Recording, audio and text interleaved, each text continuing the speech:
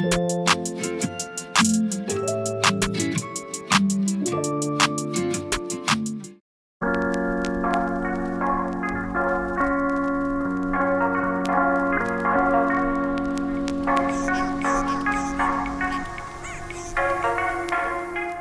what's up everyone? Welcome to my channel. My name's Mia and thank you so much for stopping by today. I tried to get Pate to join in the dancing with me, but she said I've got to get to work and start building her gamer room. So as you can see, the exterior is already complete, but I will include the speed build towards the end of the video, so please stay tuned if you're interested in that process. But Pate's request was a gamer room setup.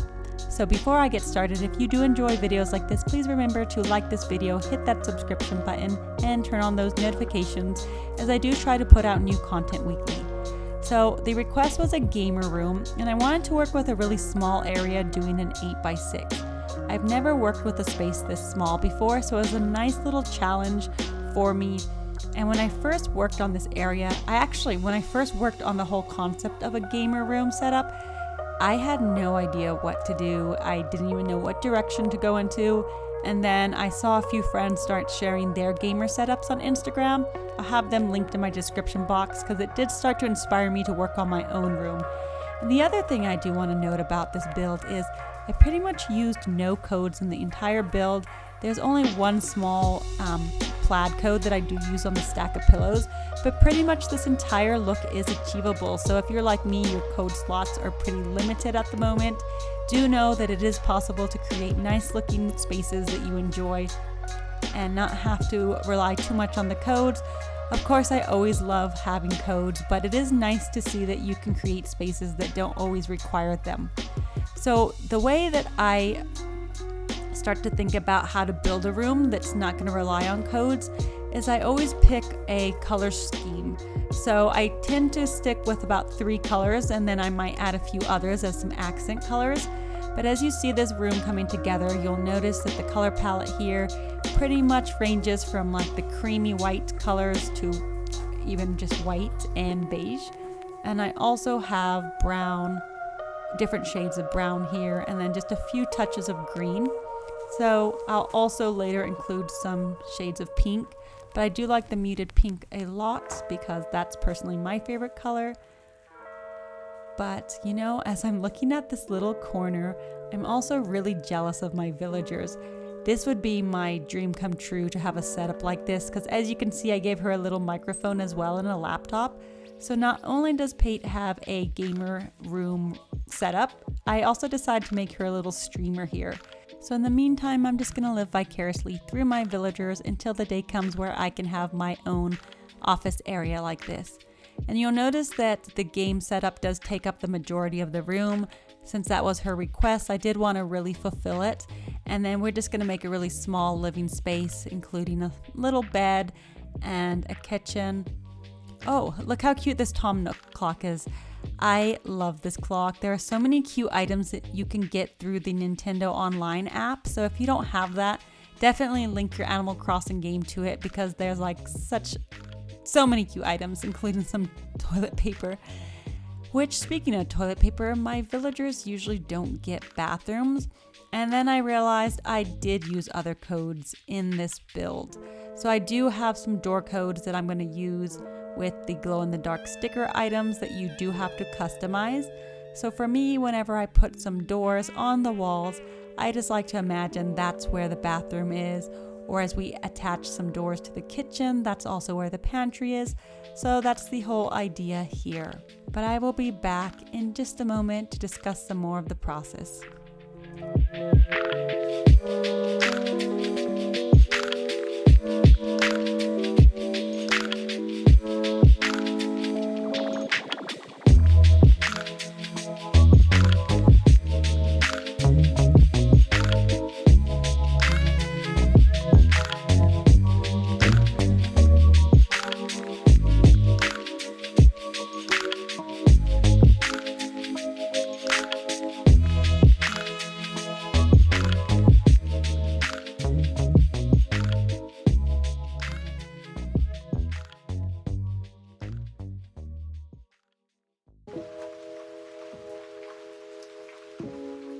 Alrighty, so I just went ahead and placed down a sloppy sink along with a sloppy bed. So as a reminder, if you are looking for those items, you can find them in the recycle bin of your resident service building, or you can do a vacation home for villagers such as Fret, and it will unlock that set. But we're gonna go ahead and dim the lights. I do like to keep my rooms on the darker side. Not too dark, but enough light so I get rid of that warm yellow tone that sometimes the white lights can give off. I kind of like to make the room look a little cooler, and I feel like it really makes my photos look realistic whenever I take pictures here. So just a little trick if you want to play around with lights, just see how it changes the photos that you take in the game. But I'm pretty much almost done with the inside of her home. I think it's just really cozy and cute. So not only am I jealous about her game setup, I think I just love this entire color palette. It just feels really pretty, and we will be outside in a moment, and then I will jump back in to discuss that process.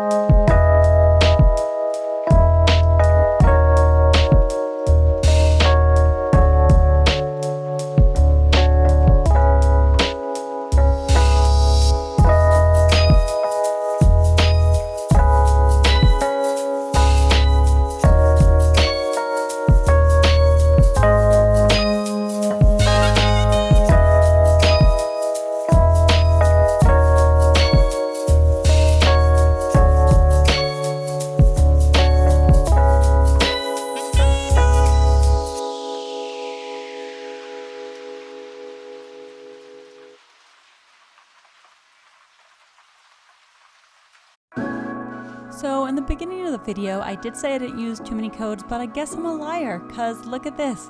Some rose pattern codes are on the picture frames. But again, you can still achieve this look without those rose patterns. There are so many other options, including the original flowers that come with the frames. So now that we're outside, we're gonna go ahead and create a little suburbia style home for Pate. It is gonna include a garage on the right with a little car, and then on the left side, I'm gonna give her just a little simple yard.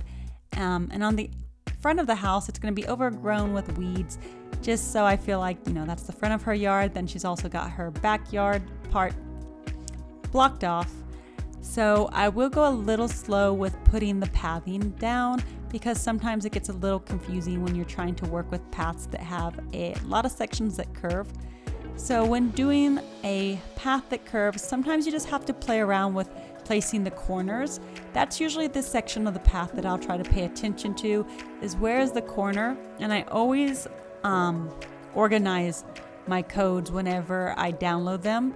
So as you can see, when I do open up that menu, I do have the curved parts all together, along with the portions that are up and down and the side parts. It does make it easier when you're trying to lay the path.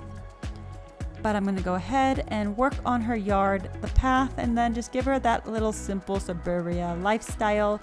And I will be back in a moment to discuss some more of the process that I feel necessary to share.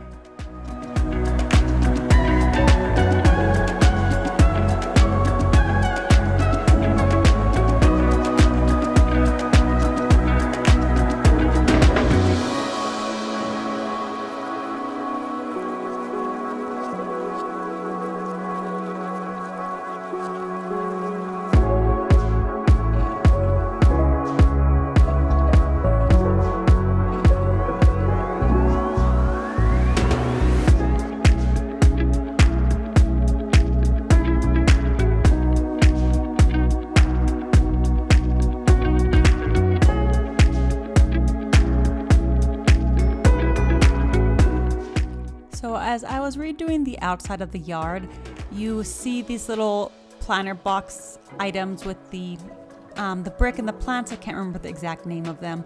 But basically at one point in the video, I do realize that one of the trees on the left side is in the wrong spot. And I moved that planter off center with the other planter. So my building doesn't actually look like this if you decide to visit my RA. I just completely forgot that I did that. So just know if you're trying to build something similar to this, I do keep the planter boxes together so it kind of looks like a divider for her yard.